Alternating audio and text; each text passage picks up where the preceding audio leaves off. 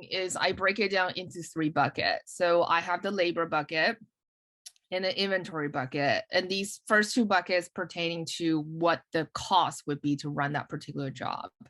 And the last bucket is a little bit more complicated because I usually have a small contingency in it in case, let's say, because we used to work in San Francisco Bay Area, sometimes a house, the doors are really narrow with more historical property. So we won't know until we show up and then the sofa can't get through the door. So we have to take off the door, or maybe we have to park at the bottom of the hill and then push everything up because that day there's no parking on that side of the street, whatever it is. So there's a little bit of contingency in case of things like that, that we might go over our original budgeted amount in the proposal.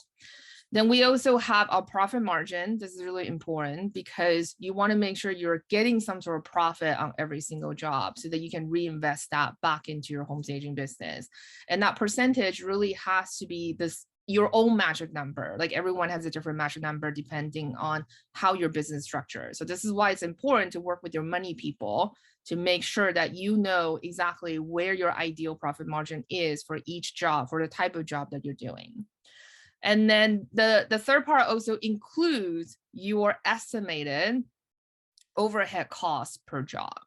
So this will be really helpful when you have been working for a while. So you have historical data that you can look back and then see on average, let's say we do 50 jobs per year, right?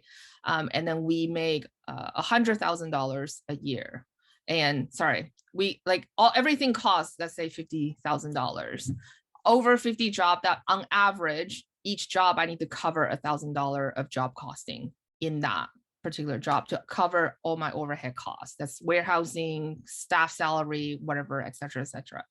So those are kind of the general guideline of how I structure my pricing proposal. We also have a price guide in our school. If you're interested, just go on our website under courses, you will find it.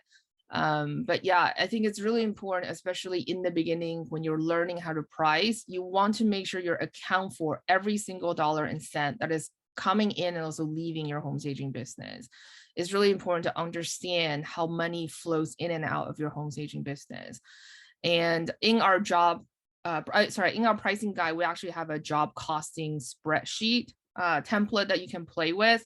But basically, it breaks down the project room by room. Let's say you're putting a sofa, a ficus tree, a bin accessories, 2 accent chair, and a coffee table, and a rug. So the first column is how much it cost me, and then it's how much roughly we're going to rent this out for. And then so you can start playing it room by room to see actually how much you need to charge for inventory in order to hit your ideal profit margin.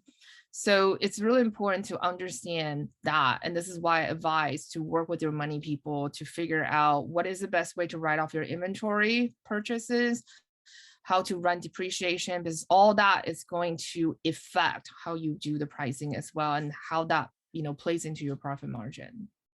Yep, absolutely. So for me, the bottom line is, and I'm going to expand a little bit on this, is exactly what Cindy said. Your costs plus what you need to make a profit. I know a lot of stagers, they want to be in the 30 to 40% profit range. That's really, really good. That's a good goal to be able to be in.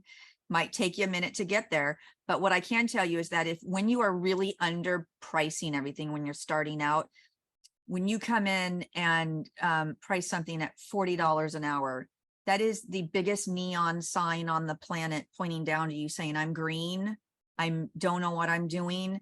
And agents are trained negotiators, and they're going to smell it and they're going to take advantage of it.